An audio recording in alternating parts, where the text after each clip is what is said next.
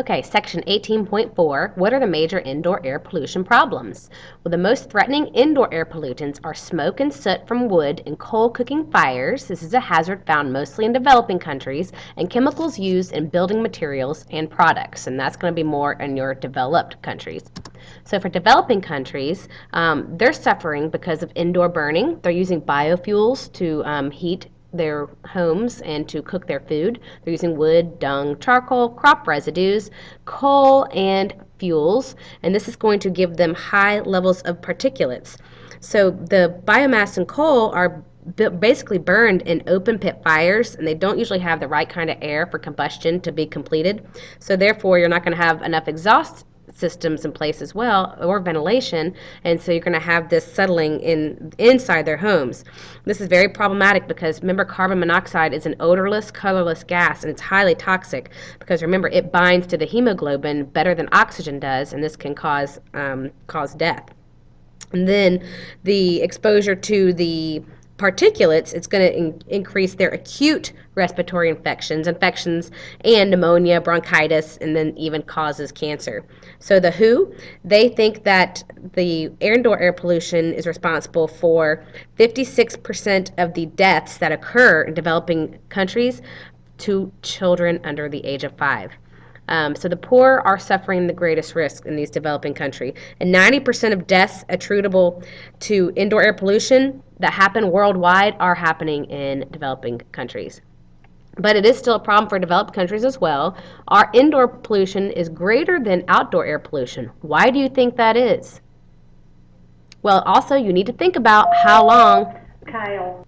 we need to think about how long we are inside, how much of our time is actually spent indoors. Maybe we need to put down those Wii remote controls and go for a walk outside. Let's go play in the woods for a little bit. What do you think about that? Another huge problem, which is actually kind of a good thing, but then it turned into an unintended consequence, is we have super insulated our homes and buildings to help with our energy. We're trying to use less energy, and that's great in that aspect, but unfortunately, it means that we also don't have as good of airflow inside our homes. So 11 of the common air pollutants are higher inside than outside. They are greater inside of your vehicles when you're sitting in a city, sitting in traffic, inhaling all of that fun, tailpipe exhaust. You're going to have greater concentrations on buildup on the inside. And then health risks are magnified because you're spending 98% of your time indoors. You got to include sleeping time. You got to think about if you're at work, when you're at school, etc. So who is at risk?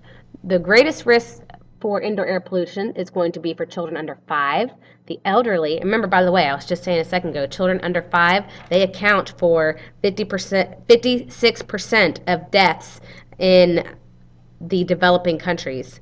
That basically 1.6 million deaths worldwide happen from indoor air pollution, and 56% is at children. Anyway, elderly, sick, and remember, the elderly, children under 5, and sick, they are already immunocompromised to begin with, so they're always going to be more susceptible to disease and pollution and pretty much everything. Pregnant women, people with respiratory disorders or heart problems, smokers, and factory workers. Okay, the most dangerous indoor air pollutants, you obviously have tobacco smoke, comes from smoking. Some human health risks associated with this are lung cancer, respiratory ailments, and heart disease. Formaldehyde. Formaldehyde actually is also called a VOC. This is an example of the volatile organic compound. That means it is a hydrocarbon. You're going to find your formaldehyde in building materials, furniture, glues, and paint. So if you go into a new home and you have that, take a deep breath, that new home smell, guess what you're probably smelling? Formaldehyde, because it's used in basically the compact wood, like the cabinets, the cabinetry. It's used in the glue that basically for hardwoods. It's used in that glue. It's used in a lot of paint.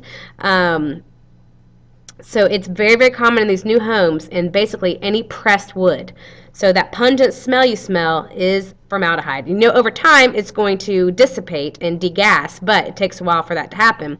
And that high enough concentration in a small space will cause burning sensation in your eyes and throat. So you have irritation of the eyes, throat, skin, and lungs, and then it can cause nausea or dizziness. And over time, now they're starting to think it is a human carcinogen. So radioactive radon, gas. This is an isotope, basically. It comes from the decay of polonium-210. Well, I lie. It actually decays to polonium-210.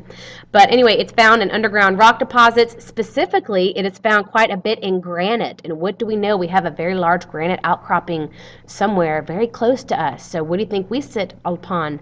Probably a lot of granite. So keep in mind, you'll probably see a lot of Groupons and Living Social deals on those radioactive radon gas testers. Might not be a bad idea to pick up one of those for your folks and test your home.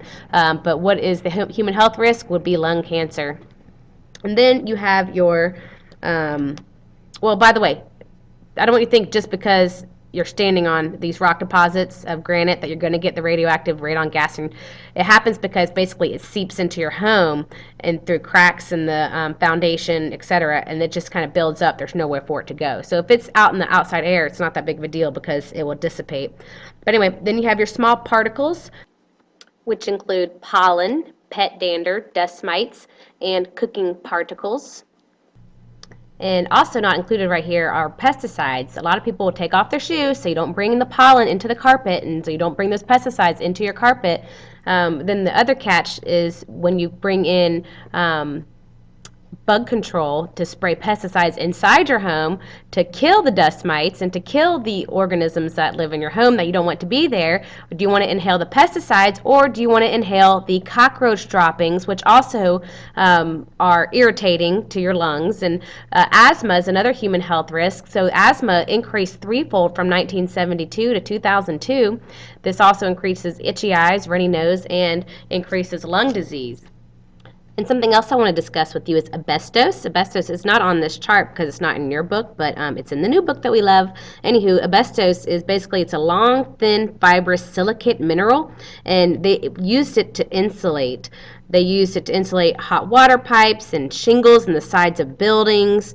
And basically, if you mined the asbestos, then you had a lot of serious respiratory diseases and a lot of lung cancer. There were high rates among those who mined the asbestos with lung cancer.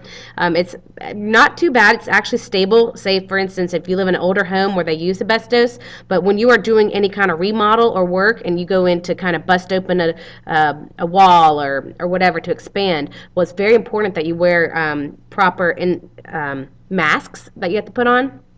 And then, so these, if you're removing, and by the way, these are also found in old school buildings, but if you're going to remove the asbestos, you have to do it in very, very controlled conditions, and then you're trying to make sure that these fibers don't get into the air inside the rest of the building. And then they say that after they have done the removal and remodels, that sometimes the level of asbestos in the air is greater from after the renovation than before the renovation. So they say sometimes if you're not very careful and you don't hire the right company to do it, it could take almost up to a year for that to settle out and remove itself. So asbestos is another dangerous indoor air pollutant. Okay, radioactive radon gas. We've already kind of touched on this enough, but basically the decay of uranium-238 in rocks and soils, most common in granite and shale. Human health risk decays into large particles of polonium, which inhaled expose lungs to radiation that cause cancer. And again, the testing for radons, I told you about there's some Groupons out there every once in a while. They can cost from $20 to $100.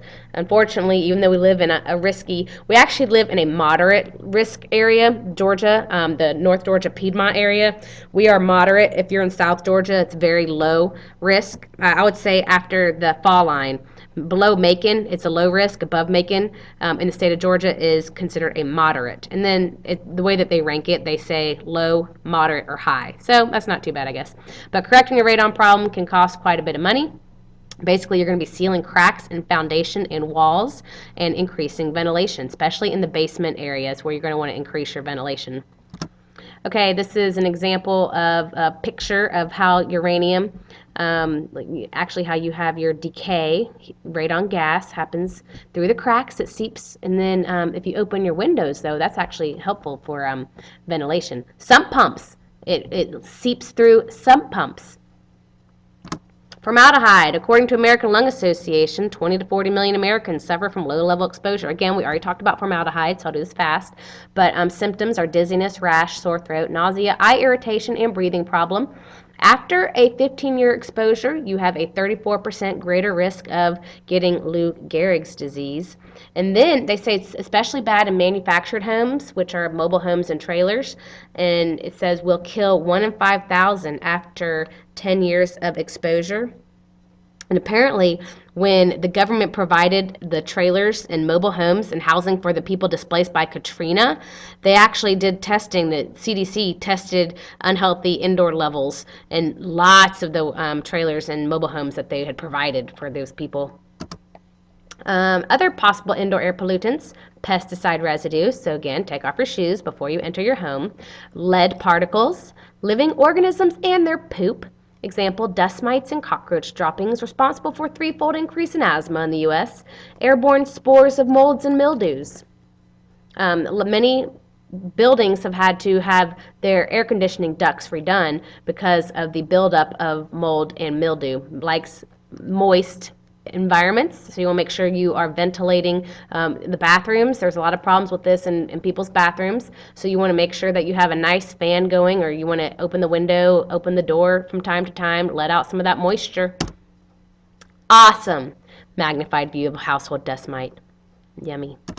Sick building syndrome. Symptoms: dizziness, headaches, coughing, sneezing, shortness of breath, nausea, burning eyes, sore throats, chronic fatigue, irritability, skin dryness, irritation, respiratory infections, flu-like symptoms, and depression. According to EPA, 1 in 5 commercial buildings in the United States is sick. As a matter of fact, this is a big problem in developing countries, especially in the temperate climate, because of, again, we're trying to make our homes energy efficient, so we are getting more insulation.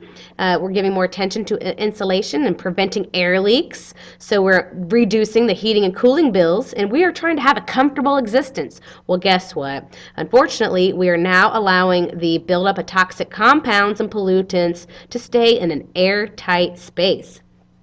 So, a lot of these buildings are also in developing countries. We have tons of synthetic materials that we make our homes out of and our buildings out of now.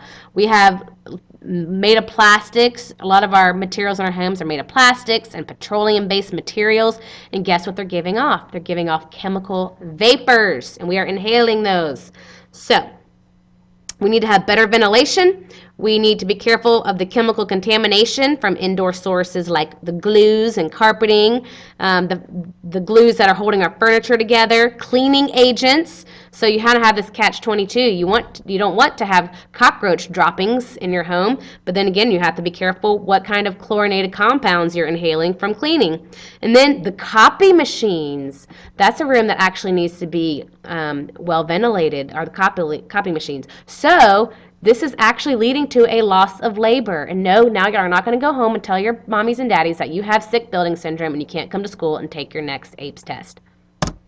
Okay, this is just an example. This is in your book, so I won't go through all of them, but just look at the number and quantity of different toxins that are available to you from your home. So chloroform, this is chlorine-treated water in hot showers, can cause cancer. Sometimes right when you turn on your water, it might smell really chlorinated. Not a bad idea to let it run.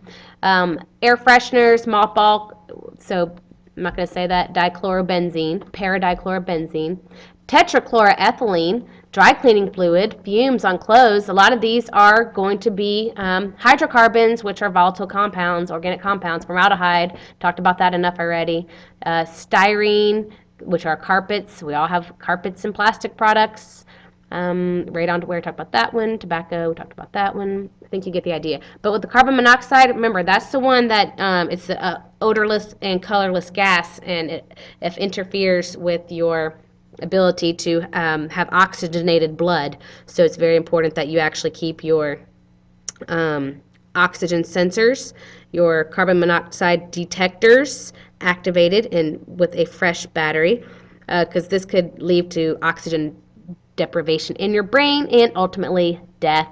Asbestos, just talked about that a little bit a minute ago. Pipe insulation, vinyl ceiling, floor tiles. Particulates, this is just small particles. The smaller it is, the easier it is to get lodged into your lungs, irritating them, creating asthma attacks, etc. And the nitrogen oxides, from unvented gas stoves and kerosene heaters. By the way, down here, carbon monoxide, they also say that that comes not just from outdoor exhaust, but indoor exhaust system. Because mostly this happens, y'all, from natural gas heaters. Keep that in mind, okay? Natural gas heaters. Be careful of carbon monoxide poisoning.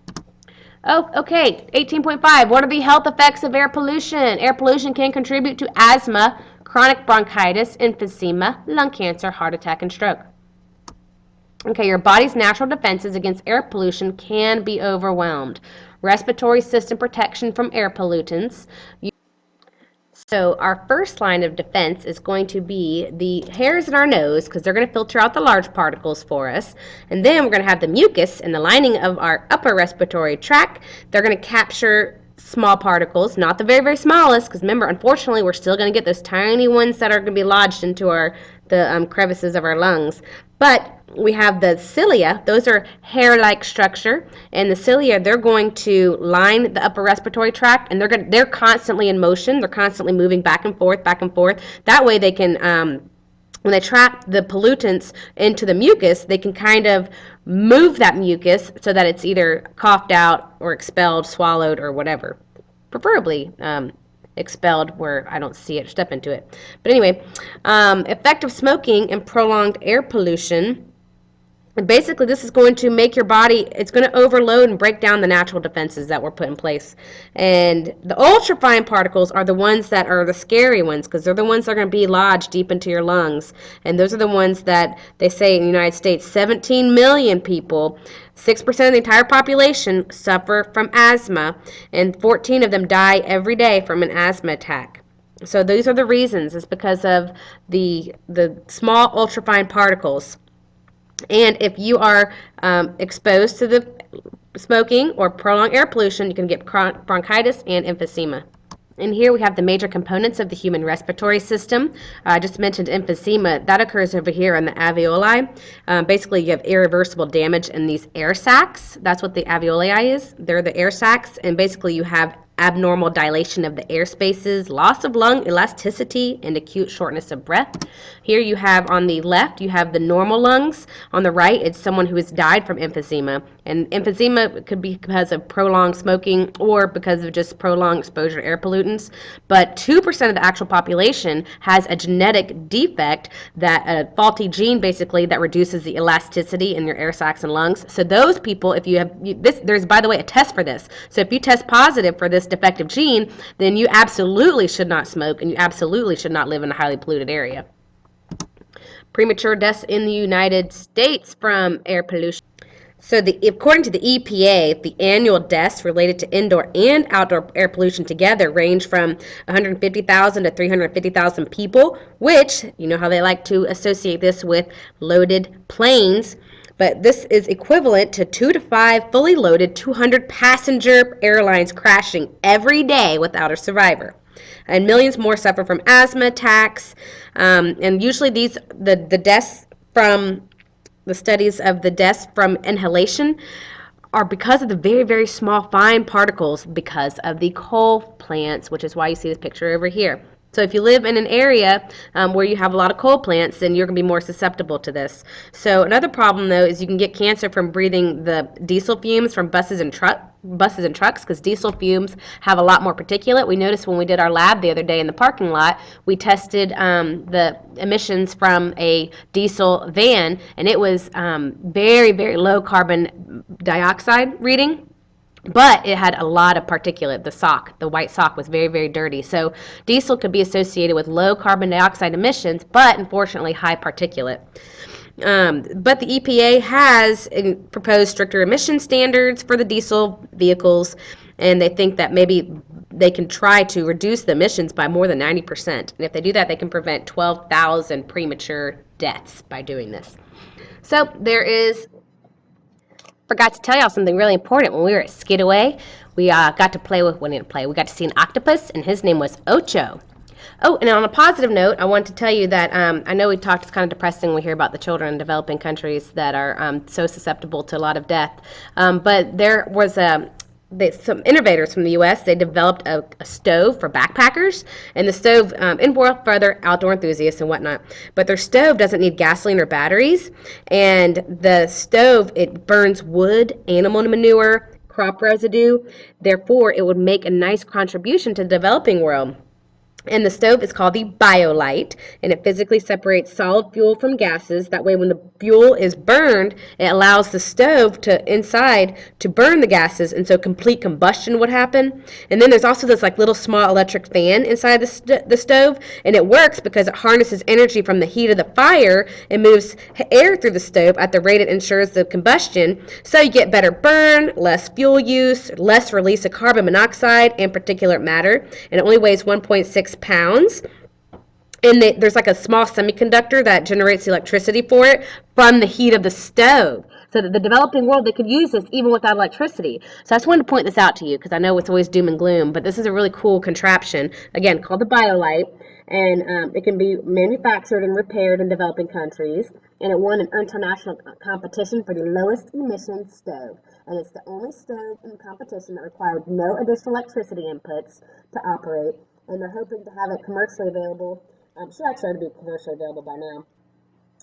But anyway, it's just a way to help people in the developing world have a more efficient way to burn cleaner fuel. And in essence, hopefully that'll help with some of the deaths that we have learned occur in those developing areas, and help hopefully with their air quality. And basically, also it helps them reduce their time looking for fuel. So this promising way to reduce fuel use and improve indoor air quality. And so we also have to remember the solar cooker. But anyway, that's it. Signing off.